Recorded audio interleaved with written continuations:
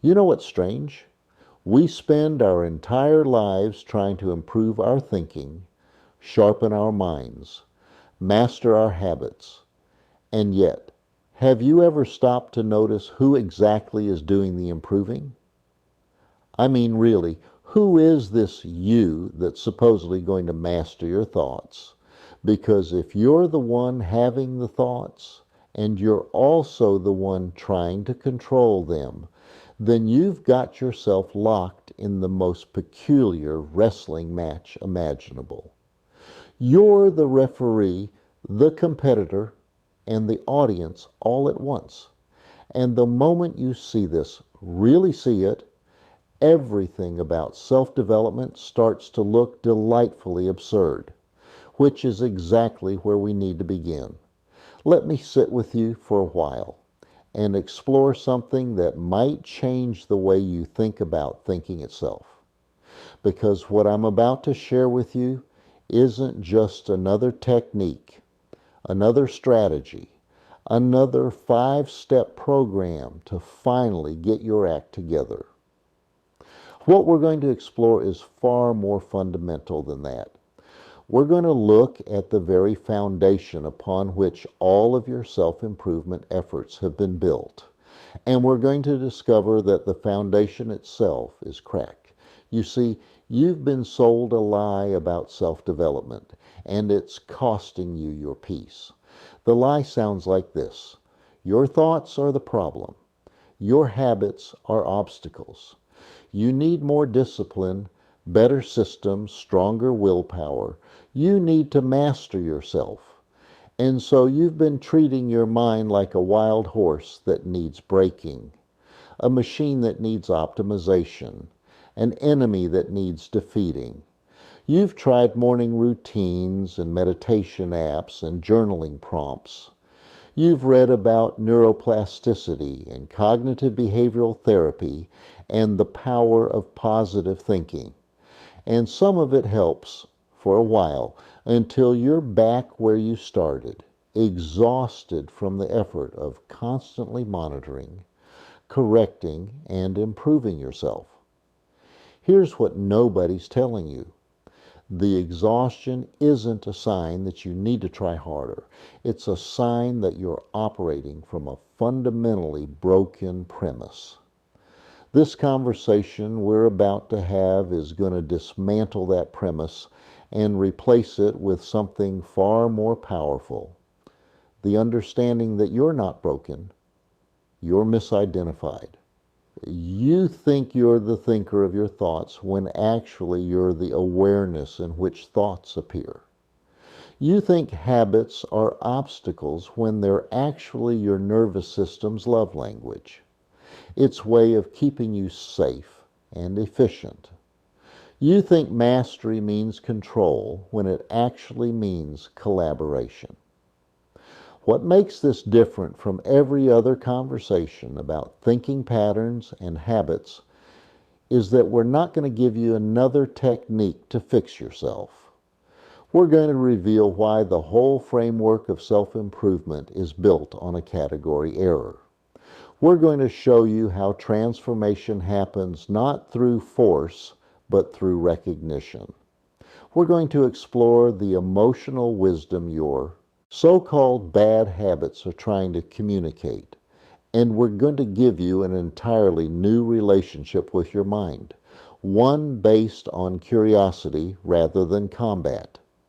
The core pain this addresses is the exhaustion of constantly fighting yourself, the shame of failed attempts, the confusion about why knowing better doesn't lead to doing better, the loneliness of feeling like you're the only one who can't get it together. And the emotional relief you're going to experience is permission to stop performing self-discipline. Recognition that your patterns make perfect sense. A sense of coming home to yourself rather than constantly trying to escape who you are.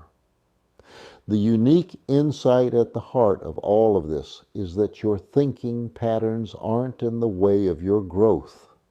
They're the very mechanism through which growth wants to happen.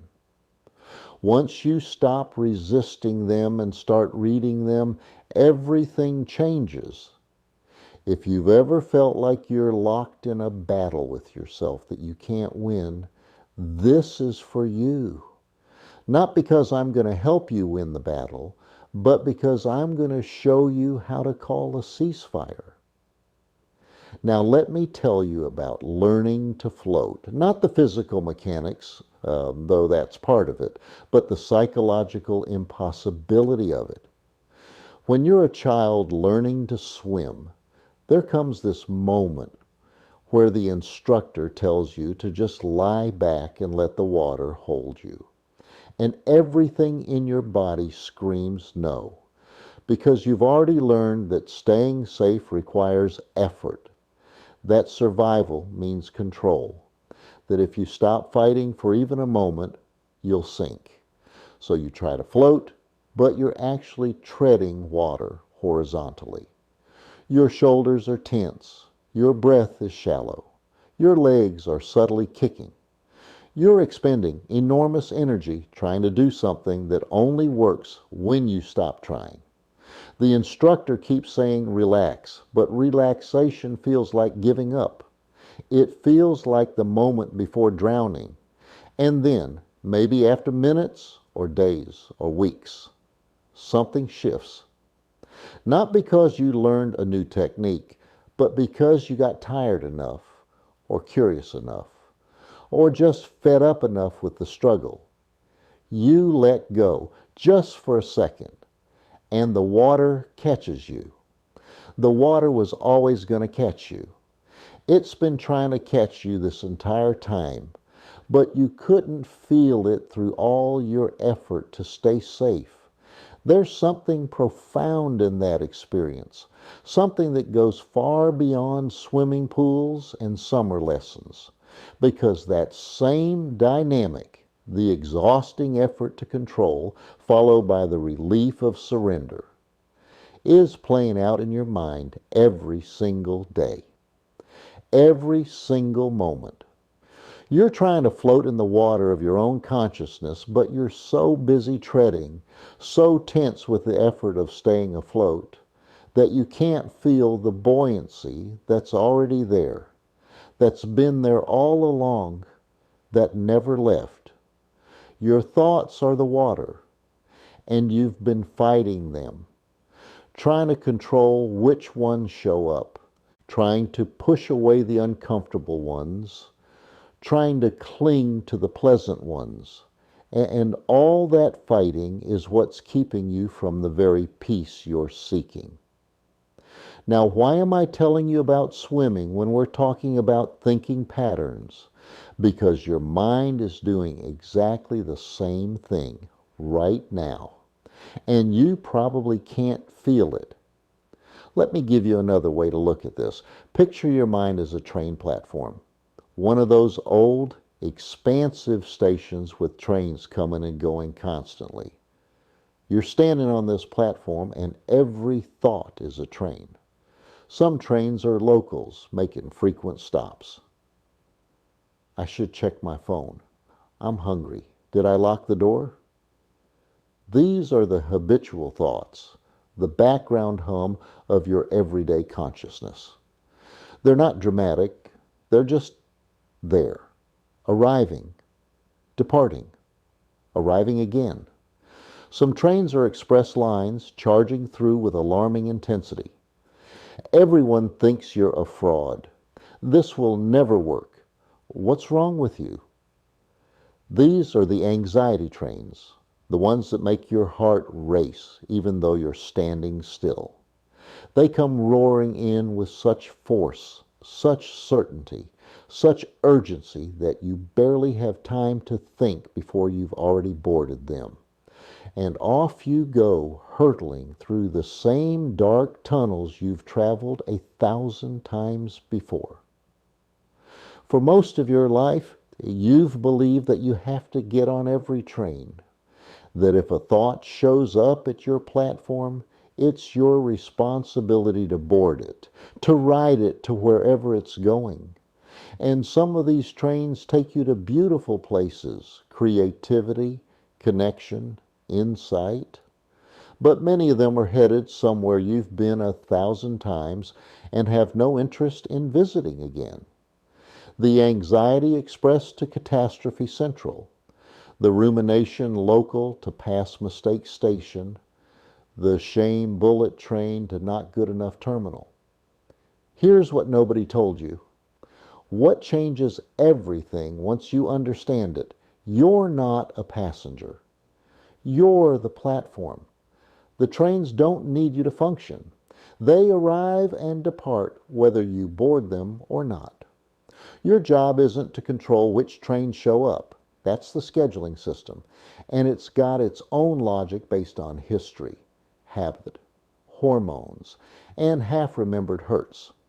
Your job is simply to notice. There's the Anxiety Express, right on time.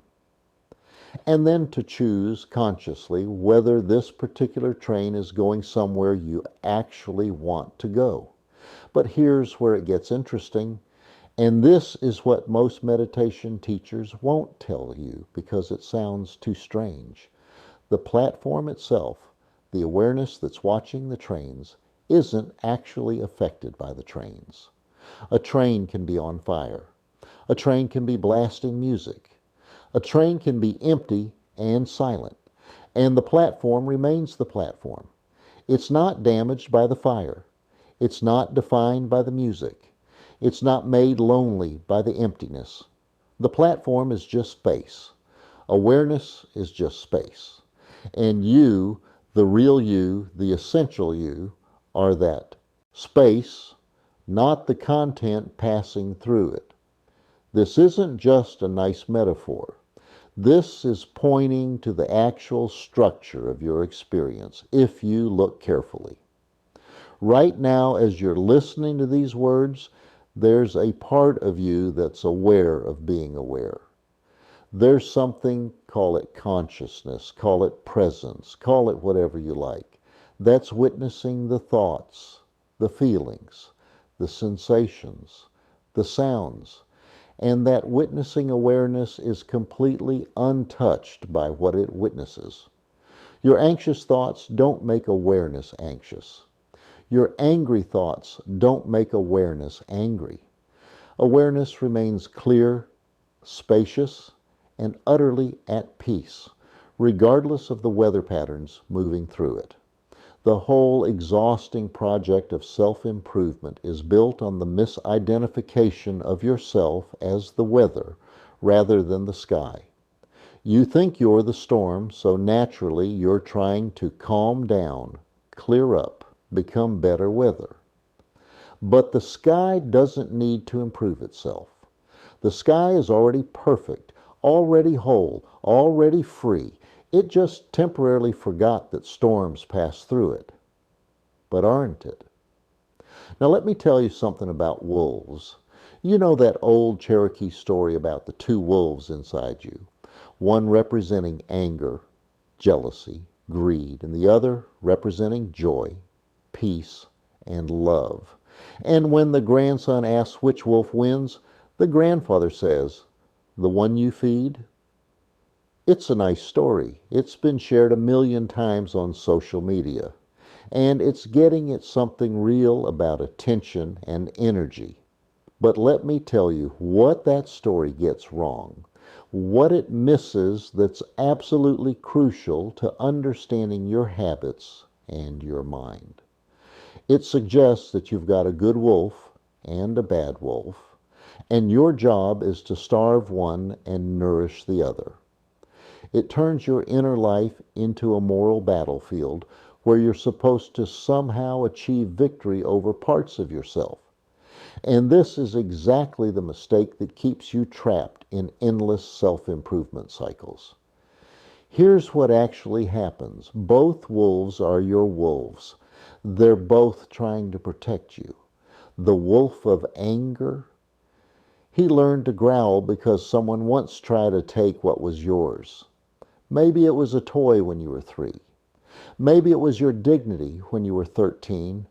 Maybe it was your time, your energy, your voice. And that wolf said, "Never again. I'll guard the boundaries, the wolf of fear.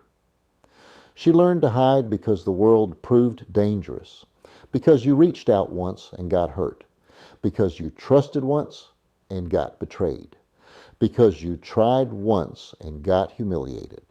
And that wolf said, I'll keep us safe by keeping us small. If we don't risk, we won't lose. These wolves aren't enemies. They're the family guard dogs, and they've been working the night shift for years while you slept. They've been protecting you according to their best understanding of how to protect you, based on information that's often decades old. When you try to starve one wolf, you don't kill it. You make it desperate. And a desperate, starved wolf becomes unpredictable. It sneaks around. It strikes when you're not looking. Your repressed anger doesn't disappear. It leaks out as passive aggression, chronic pain, or depression. It shows up as that edge in your voice you didn't mean to have, as that migraine that appears before difficult conversations, as that exhaustion that has no medical explanation. The anger is still there. It's just underground now, expressing itself in ways you can't track, can't name, can't work with. So what do you do instead? You don't feed one wolf and starve the other. You become the person wise enough to understand why both wolves are hungry and what they're actually asking for. You give the fear wolf information that updates its sense of present danger. Yes, you learned that speaking up leads to punishment, but that was then with those people in that context. Let me show you evidence that it's different now. You give the anger wolf permission to speak so it doesn't have to bite. I hear you. You're right to be angry about that boundary violation. Let's address it directly instead of swallowing it. Mastery isn't about killing off parts of yourself. It's about becoming fluent in your own inner ecosystem. It's about understanding that every voice inside you, even the ones you've labeled as broken or wrong or shameful, is actually a protective mechanism that once served you and is still trying to serve you, even if its methods are outdated. This is the shift that changes everything, from seeing parts of yourself as enemies to seeing them as allies who need new information and a little compassion. Which brings us to the real question. If we're not here to control our minds, what exactly are we here to do? Let's get immediately to the heart of the whole confusion about self-development. You think there's a you who needs to change and a you who's going to do the changing, and here's the problem. They're both fictions. I don't mean you don't exist. Obviously, something's happening here. Thoughts are occurring, decisions are being made, these words are being heard.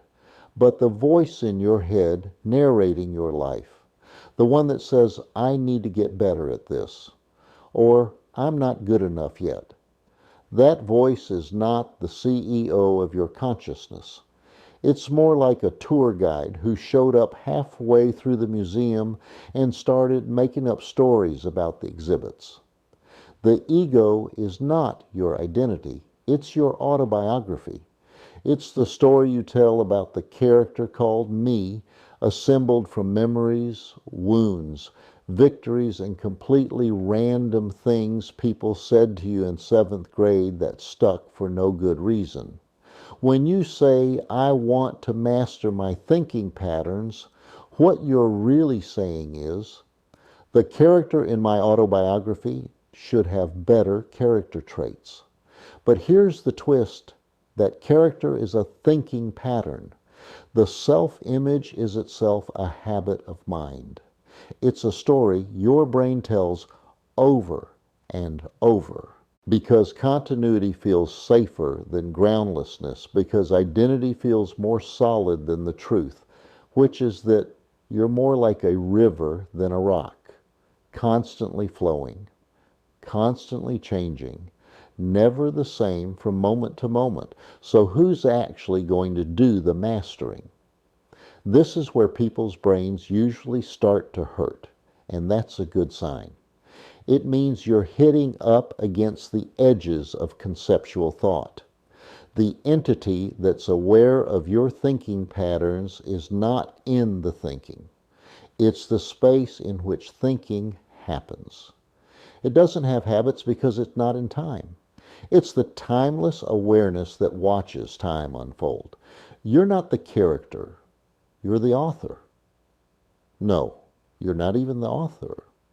You're the page, the blank page upon which all the stories get written. And the page doesn't need to improve itself. It just needs to stop identifying with one particular paragraph.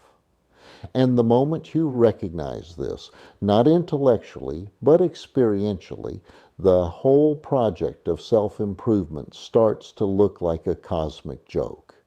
The page doesn't need to improve itself. It just needs to stop identifying with one particular paragraph.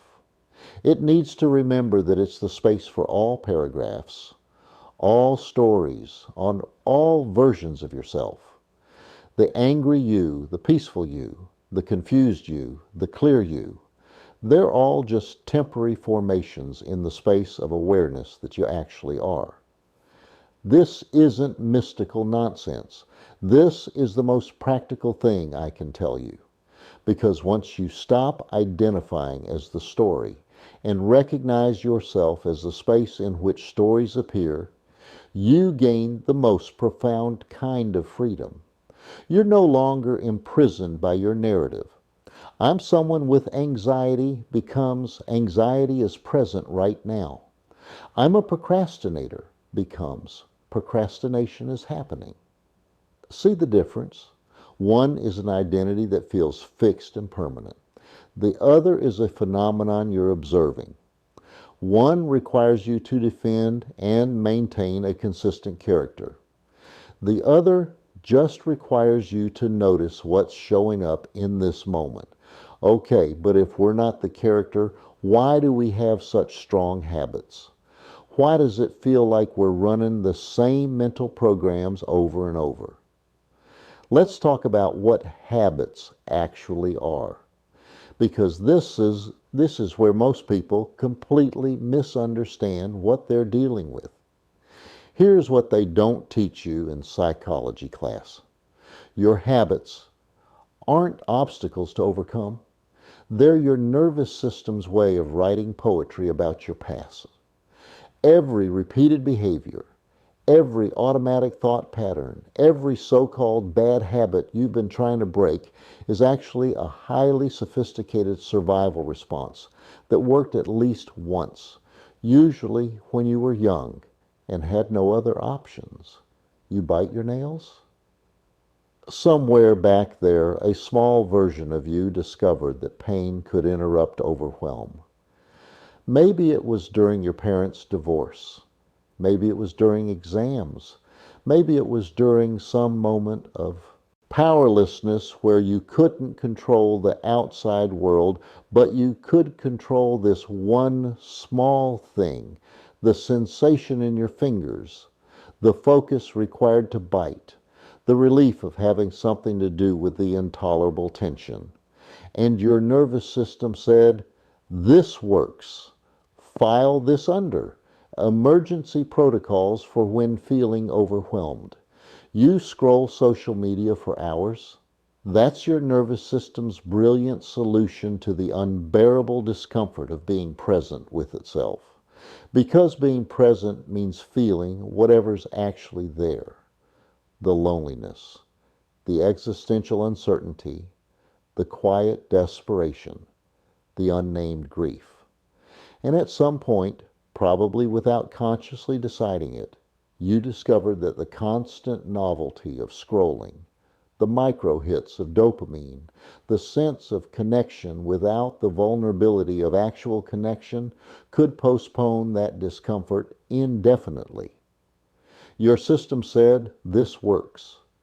File this under." numbing protocols for when reality feels like too much. You overthink every decision? There was a time when not thinking carefully enough led to harm, and your system vowed, never again. Maybe you made a choice that disappointed someone important. Maybe you trusted your gut, and it led you wrong. Maybe you were spontaneous once and got punished for it. So your mind developed this habit of analysis, of running every scenario, of preparing for every possible outcome. It's exhausting, yes, but it feels safer than the vulnerability of just deciding and seeing what happens. Habits are compressed wisdom from earlier versions of you. They're strategies that once protected you, solutions that once worked, even if they're now causing more problems than they solve. The problem isn't that they exist. The problem is they're still running programs written for situations that no longer apply. It's like your nervous system is a computer running Windows 95 security protocols in 2025. The code worked perfectly for the threats that existed then, but the landscape has changed, and nobody told your system it could update. When you try to break a habit through sheer discipline, you're essentially telling your nervous system that protective strategy you developed, it's stupid, and we're not doing it anymore. And your nervous system hears this as, we're going to voluntarily make ourselves more vulnerable. No wonder it fights back. No wonder the habit returns with a vengeance after 3 days of white-knuckling it. You're not dealing with a character flaw. You're dealing with an intelligent system that's trying to keep you alive according to its best understanding of what alive means. The alternative? Thank the habit for its service. Get curious about what danger it's still protecting you from. Offer your nervous system new evidence that you're safe enough to try something different. This is why willpower doesn't work for deep change. Willpower is the conscious mind trying to strong-arm the unconscious, and the unconscious always wins because it's got millions of years of evolutionary momentum behind it. It's got the primal brain, the survival circuitry, the autonomic nervous system. Your conscious willpower is a flashlight trying to redirect a river. It's not that willpower is useless, it's that you're aiming it at the wrong thing. You can't fight your way to freedom. You have to feel your way there.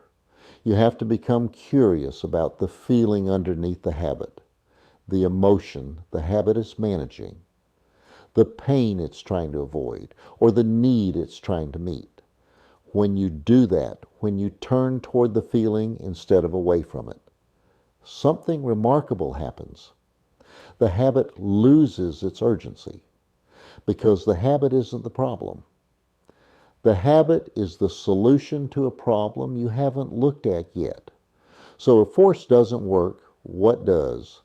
This is where we need to talk about the thing that terrifies most self-improvement enthusiasts: acceptance. Every spiritual tradition and every legitimate psychological approach eventually arrives at the same annoying paradox. Change happens through acceptance, not resistance. And I can feel you bristling at that. Wait, if I accept my bad habits, won't they just get worse? Doesn't acceptance mean giving up? No. And here's why the confusion happens. We think acceptance means approval. We think it means resignation. We think it means this is fine while a house burns down around us. But acceptance doesn't mean condoning or liking or wanting to keep things as they are. Acceptance means acknowledging what is without the layer of argument about whether it should be. It means looking directly at reality without the filter of judgment that says, this shouldn't be happening, or I should be different by now. Here's a practical example. You're trying to quit eating sugar, but you just ate an entire sleeve of cookies. The non-acceptance response sounds like, I'm such a failure. I have no self-control. What's wrong with me? I'll never change. Why do I keep doing this? Everyone else can resist cookies. Why can't I? That's not motivation. That's just self-violence. And your nervous system responds to self-violence the same way it responds to external violence. By shutting down or fighting back. By either numbing out and eating another sleeve tomorrow.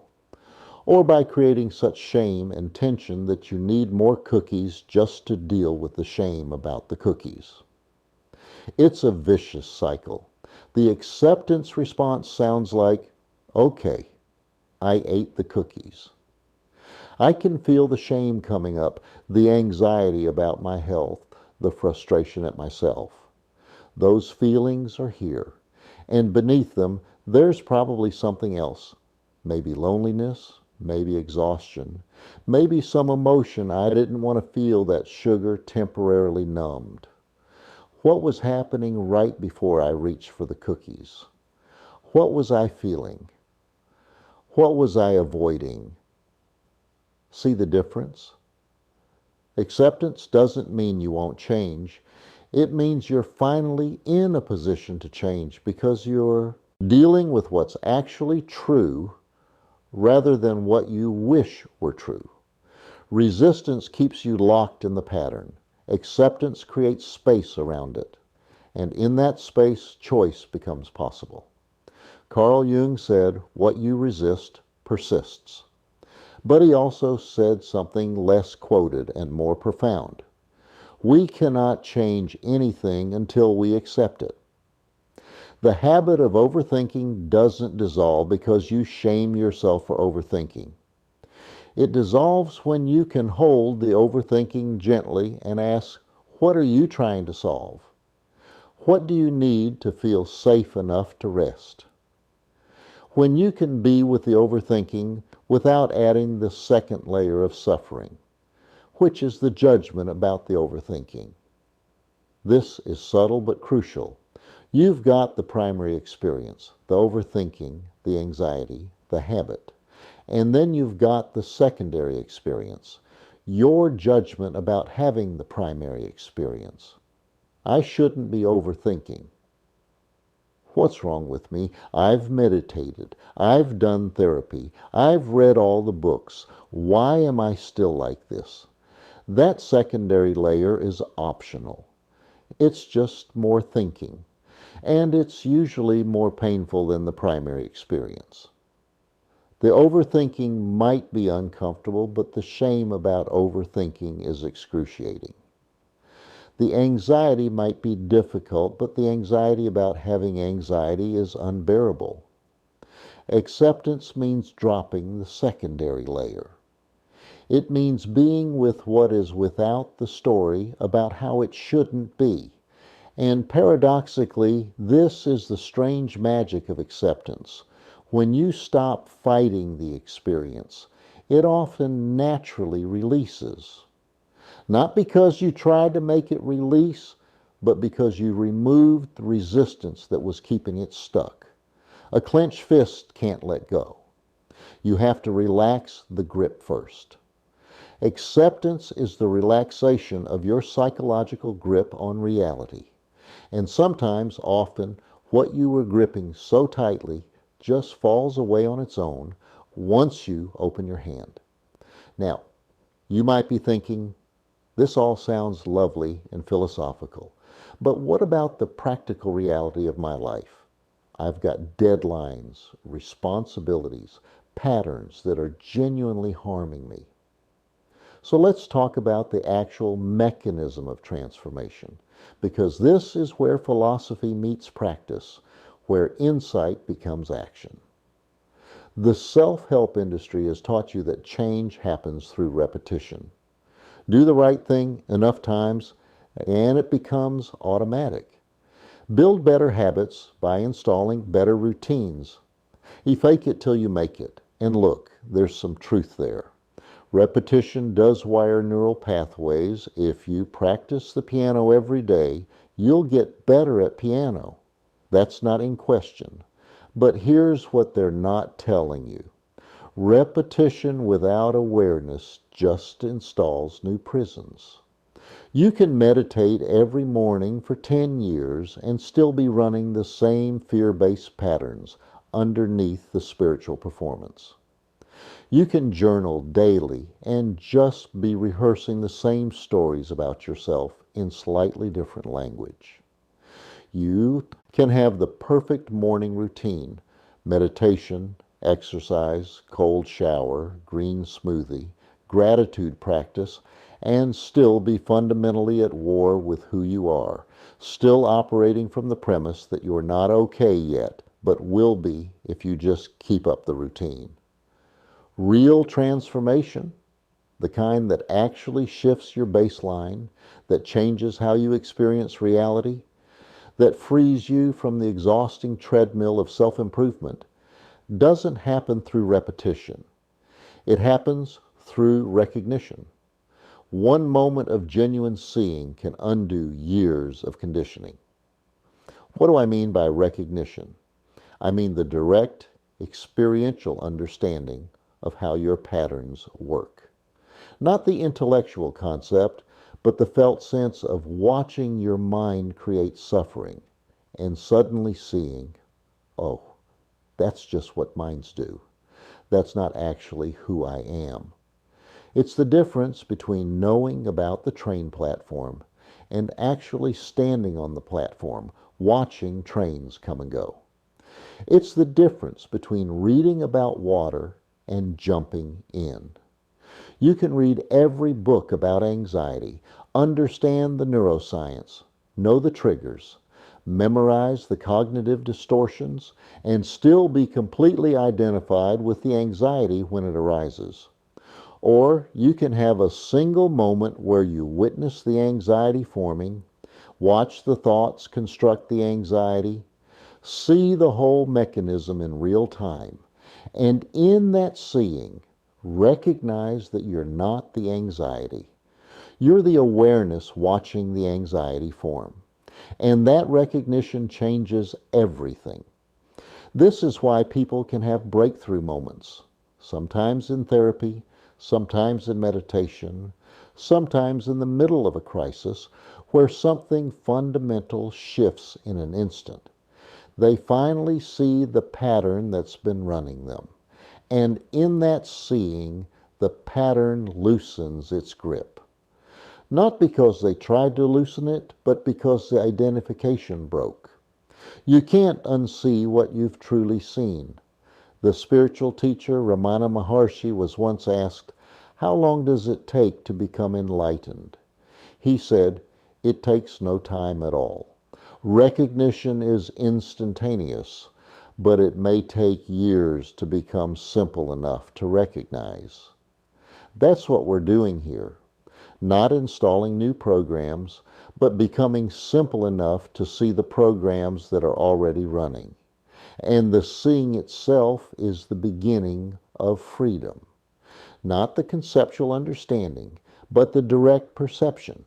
Like when you suddenly see the hidden image in those magic eye pictures. Once you see it, you can't not see it. Once you recognize that you're the space of awareness, rather than the content of awareness, you can't fully forget it. You might get lost in the content again, might re-identify with the story, but there's always that little bit of you that remembers, oh, right, I'm the sky, not the weather. All right, but seeing patterns is one thing. What about when you're in the middle of them? When the anxiety is flooding your system or the habit is hijacking your behavior? Let's talk about working with the energy of patterns in real time, because this is where the rubber meets the road, where insight becomes lived experience. Every habit, every thinking pattern is running on fuel. And that fuel is usually an emotion you haven't fully felt. Your procrastination isn't about laziness. It's running on the fear of not being good enough. And procrastination is the brilliant strategy that prevents you from ever having to find out if the fear is true. If you never finish the project, you never have to face the possibility that you might finish it, and it might not be good enough. The procrastination protects you from that vulnerability. Your perfectionism isn't about high standards. It's running on the unprocessed shame of once being told you were too much or not enough. And perfectionism is the exhausting insurance policy against ever feeling that shame again. If you can just be perfect, flawless beyond criticism, then you'll be safe. Then you'll be worthy. Then they can't hurt you. Of course, perfectionism is impossible. So you're forever falling short of your own standards, forever generating the exact shame you're trying to avoid. But the pattern persists because the alternative, being imperfect and vulnerable, feels more dangerous than the exhaustion. Your people-pleasing isn't about kindness. It's running on the terror of abandonment, and people-pleasing is the sophisticated dance that keeps everyone just happy enough that they won't leave. Because somewhere in your past, you learned that your needs were too much. Your authentic self was too much. And the only way to secure love was to make yourself useful, agreeable, accommodating, to sense what others need and provide it before they have to ask, to never impose, never demand, never take up too much space. Habits are symptoms. Emotions are the illness. But even that's not quite right, because emotions aren't actually illnesses. They're just energy moving through your body with information attached. Fear isn't the enemy. Fear is a messenger saying, I've detected potential danger. Please assess. But we've been taught to either override it, don't be afraid, just do it. Feel the fear and do it anyway, or obey it. This fear means I shouldn't do the thing. The fear has protected me. There's a third option, one that most people never learn. Feel it completely without obeying or overriding. Let it move through your body like weather. Notice where it lives, usually the chest, the throat, the belly. Notice its texture, its temperature, its movement. When you do this, when you finally give fear or anger or shame the respect of your full attention, when you stop trying to fix it or suppress it or transcend it and just let it be there, something extraordinary happens. It completes. The energy that's been driving the habit finally discharges, and the habit, having lost its fuel, naturally falls away. Not immediately, not dramatically, but gradually, naturally, the way ice melts when you stop keeping it frozen. You don't have to force yourself to stop biting your nails. You have to be with the anxiety that biting your nails is medicating. You have to feel the overwhelm that your fingers and your mouth was managing. This is the path nobody wants to take because it feels harder than just trying to change. It feels more painful to turn toward the feeling than to keep distracting from it. But actually, it's the only path that works permanently. Everything else is just rearranging furniture in the prison. You're still in the prison, you've just moved the couch to a different wall. Feeling the emotion completely is how you walk out the door. And yes, it's uncomfortable. Yes, it requires courage. But it's the discomfort of healing, not the discomfort of suppression. There's a huge difference. The discomfort of suppression is chronic, low grade, exhausting. It's the constant effort of keeping the lid on the pot while the water boils underneath. The discomfort of feeling is acute, temporary, transformative. It's intense while it's happening, but then it's done. The emotion moves through and you're lighter, freer, more available to life. You're not spending all your energy managing your inner weather anymore. You're just letting it move. So we've talked about identity, habits, acceptance, recognition, and emotional energy. Now let's bring this all together with what might be the strangest idea of all, that you're not actually trying to get anywhere.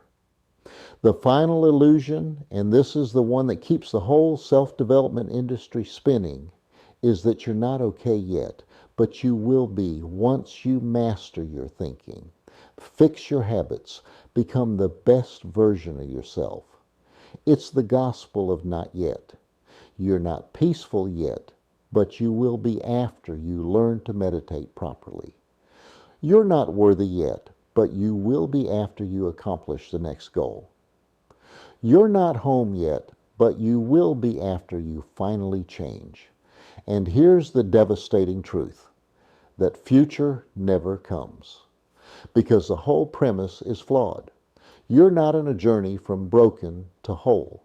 You've always been whole. The brokenness was just a story you told about yourself, a story that became so familiar it started to feel like objective truth. Every wisdom tradition points to the same thing, just in different language. The Buddhists always say your original nature is Buddha nature, already enlightened, already awake. You just have to recognize it.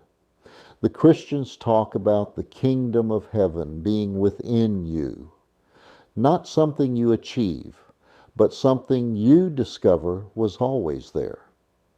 The Taoists say you're already in harmony with the Tao.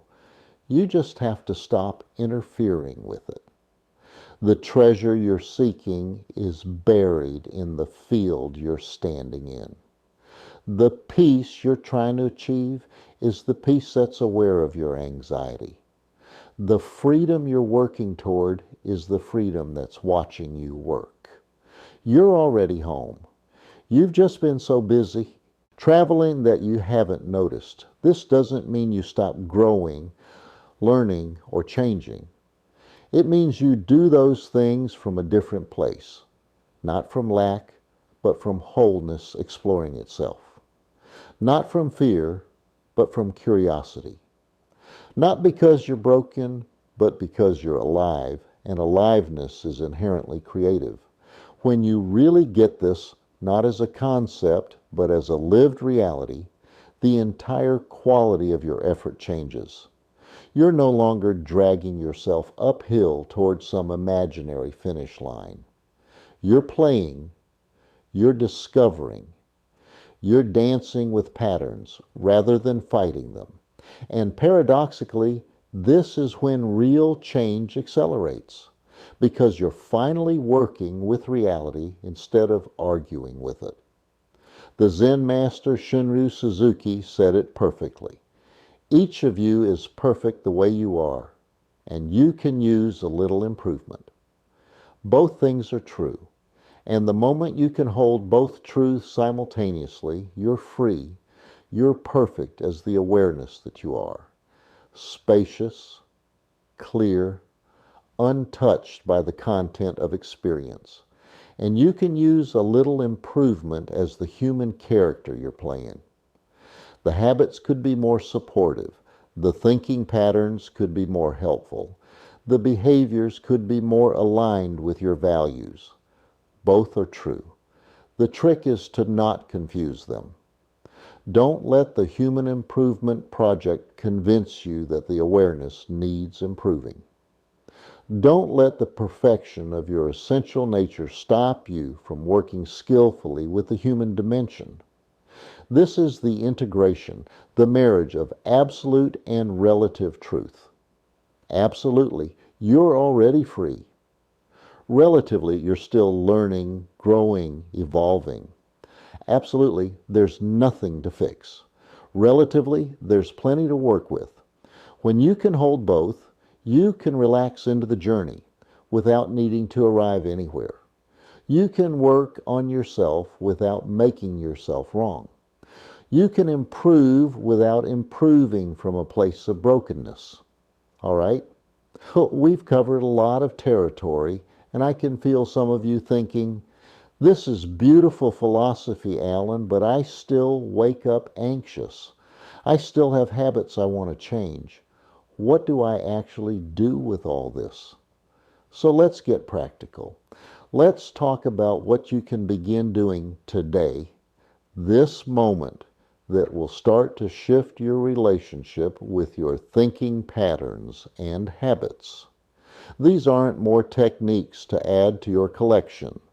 These are invitations to experiment with a different way of being with yourself. First practice, the morning recognition. Forget about morning routines for a moment. Instead, try this. Before you reach for your phone, before you jump into planning mode, before you become the person who's supposed to have it all together, take 60 seconds to just notice. Notice that you're aware. Notice that thoughts are already happening.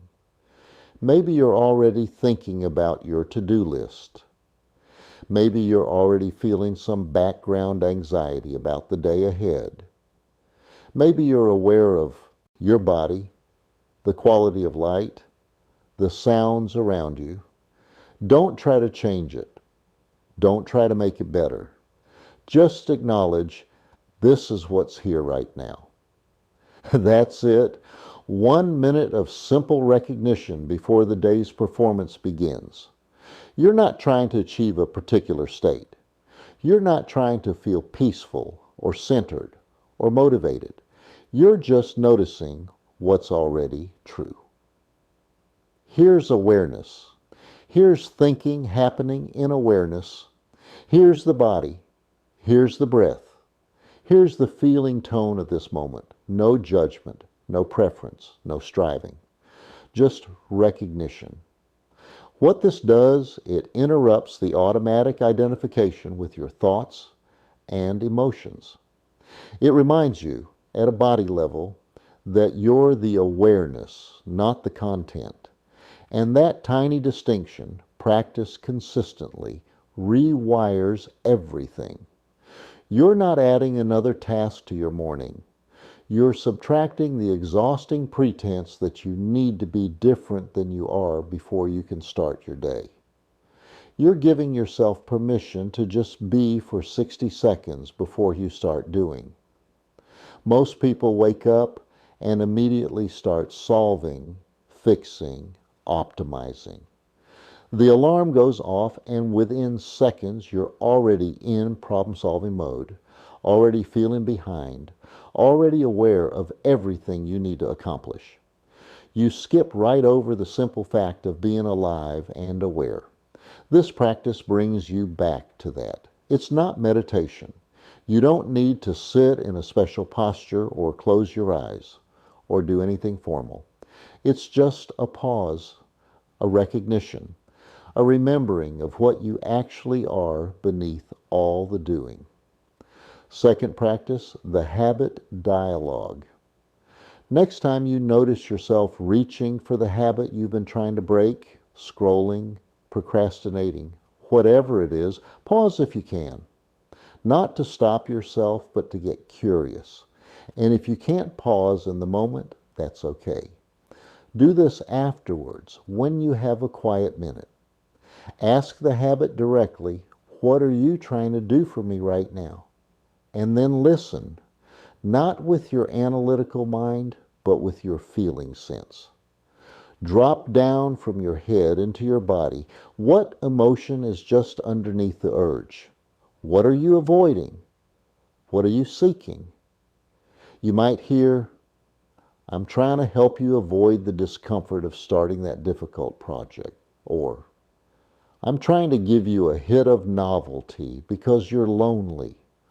Or, I'm trying to protect you from the grief you felt earlier, but didn't have time to process. The answers might not come in words. They might come as sensations. images, memories.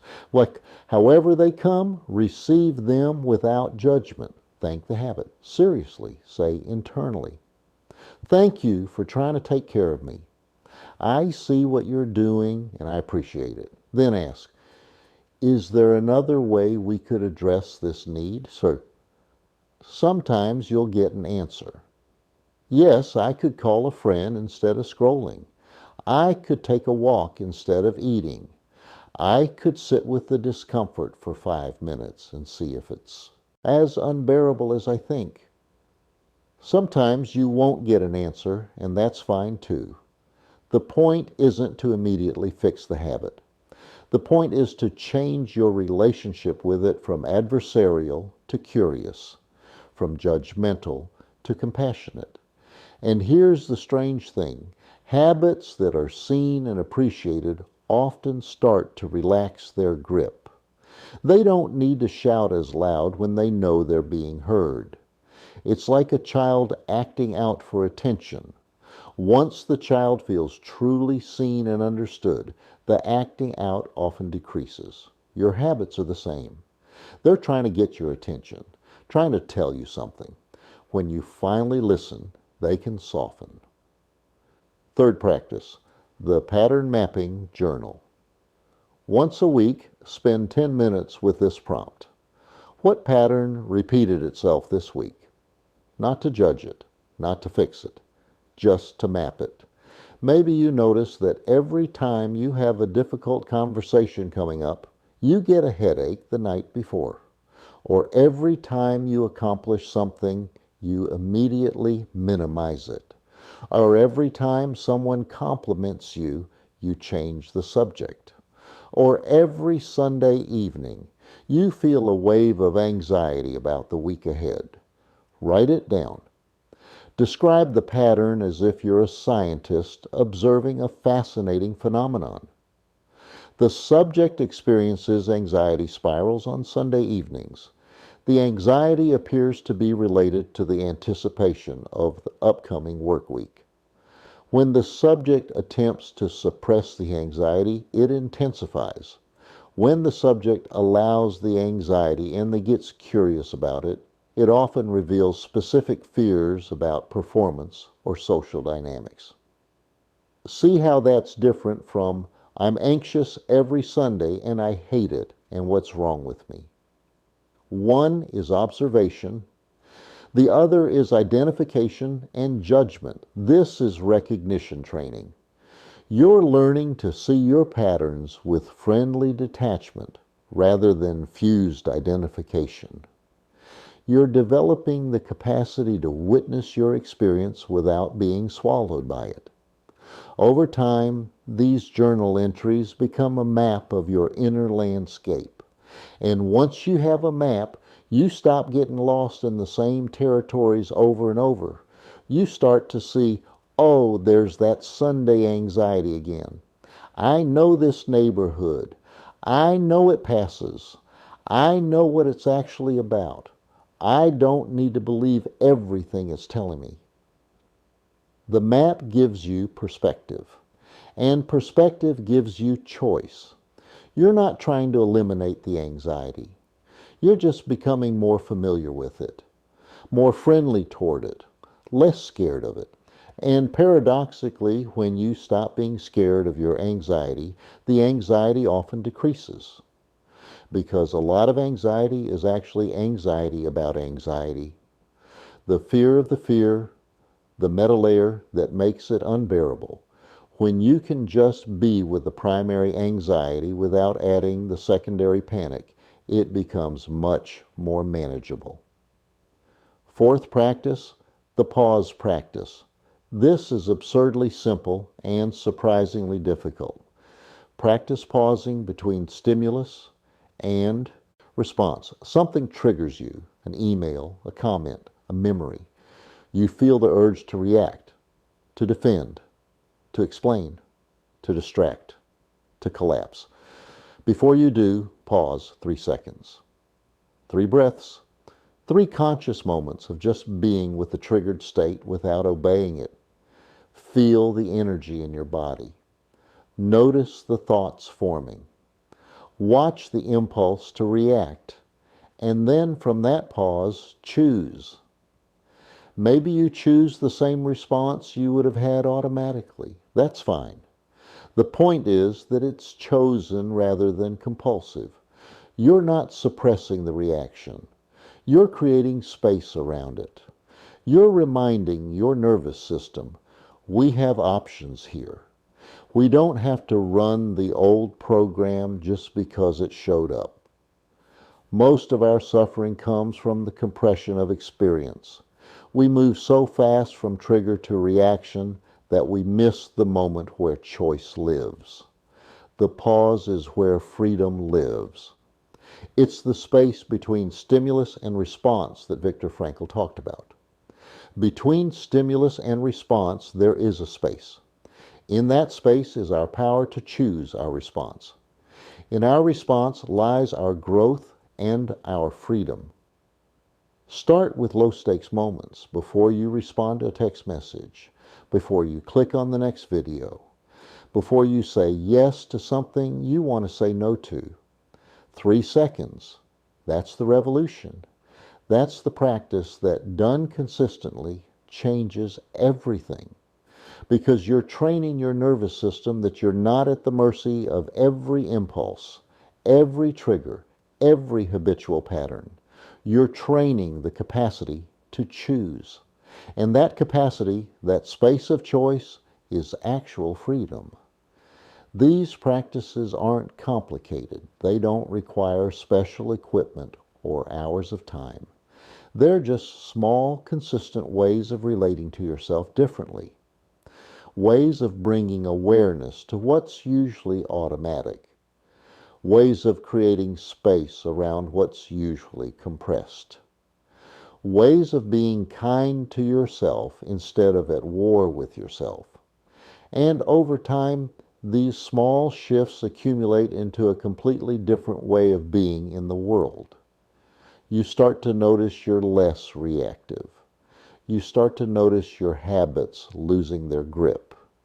You start to notice more space between you and your thoughts. Not because you fought your way there, but because you gently, consistently chose recognition over identification, curiosity over judgment, presence over distraction. That's the path. Not dramatic, not sexy, not marketable, just real. And it works if you work it. So here we are at the end of our time together. Though really, there's no end to this. The insights we've explored don't conclude. They deepen. They're not concepts you learn once and check off the list. They're invitations to an entirely different way of being that you discover over and over, deeper each time. Let me bring this home simply, because I want you to leave here not with more information to process, but with a feeling, a permission, a release.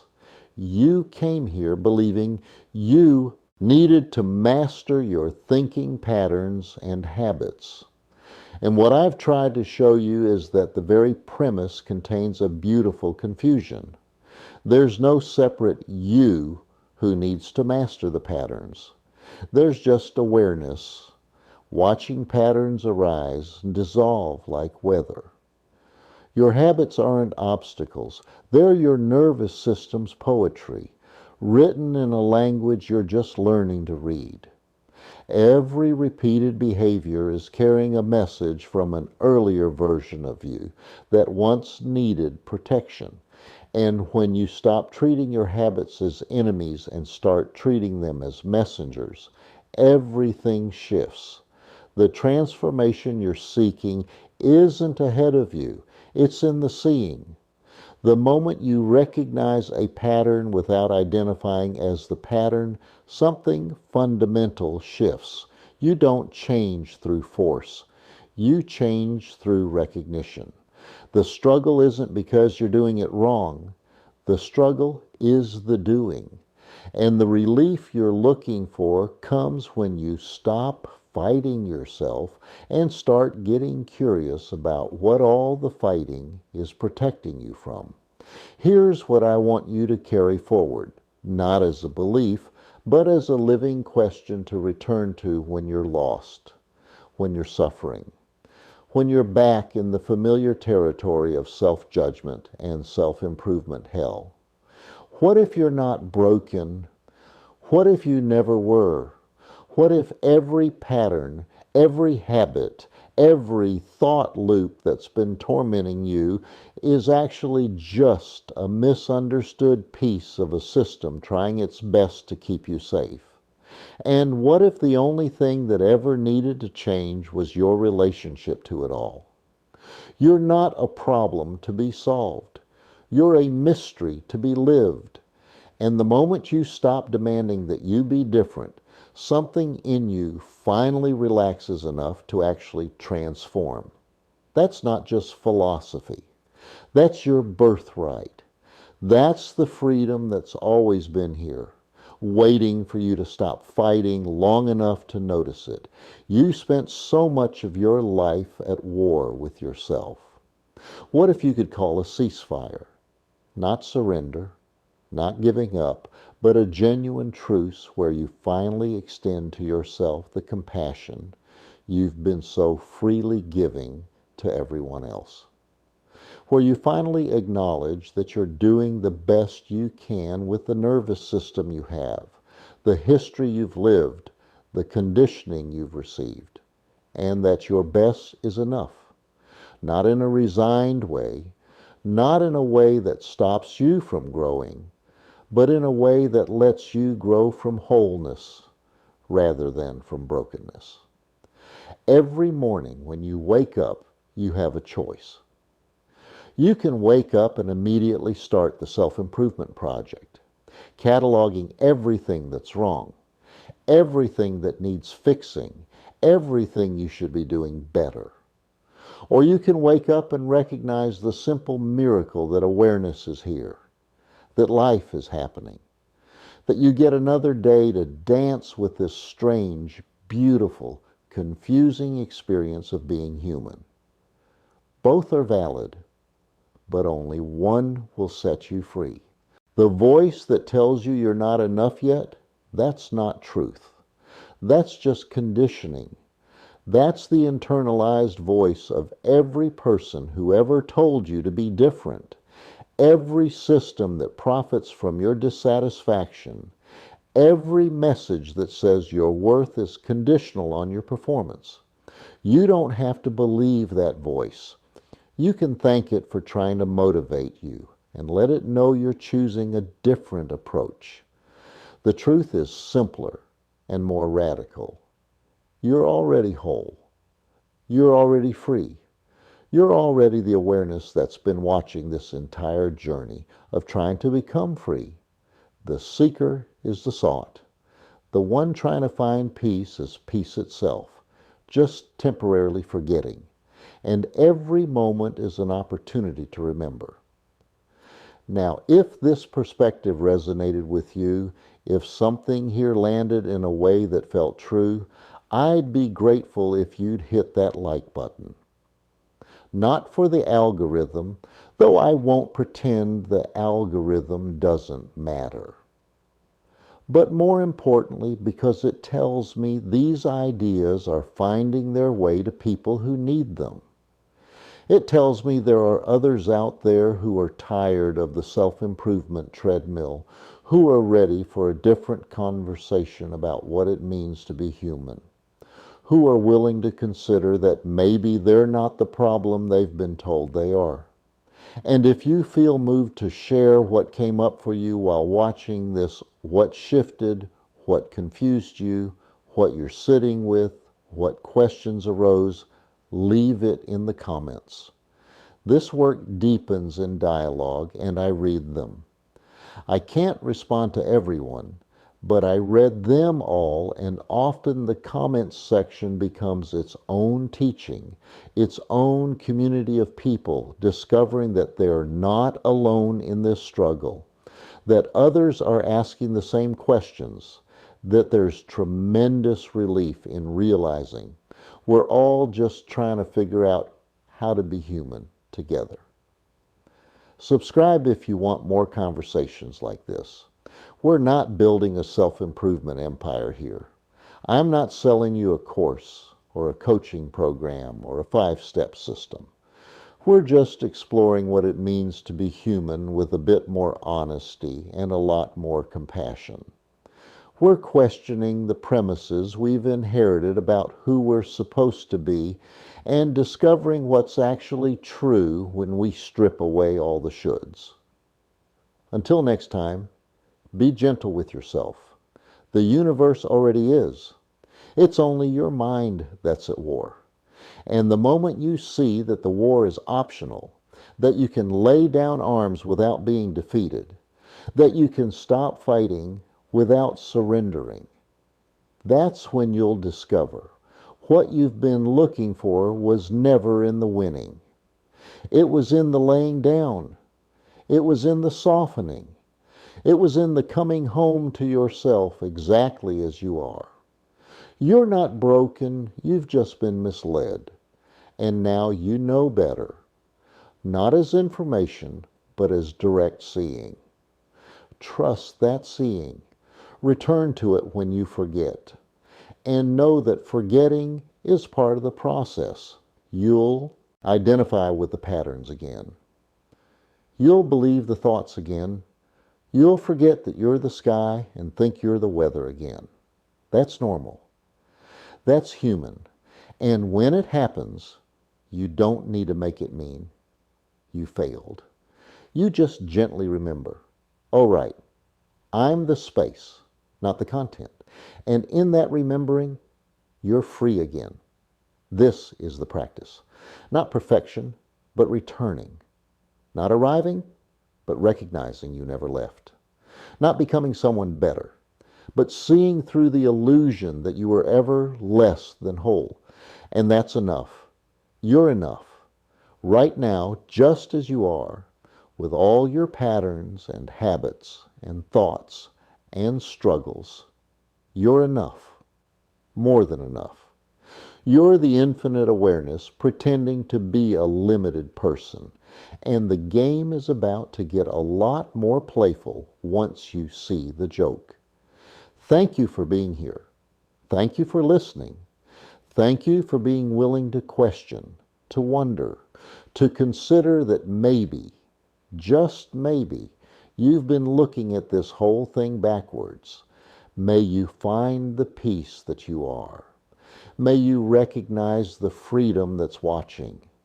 And may you be kind to the human character that's still learning how to live in this world. Be well.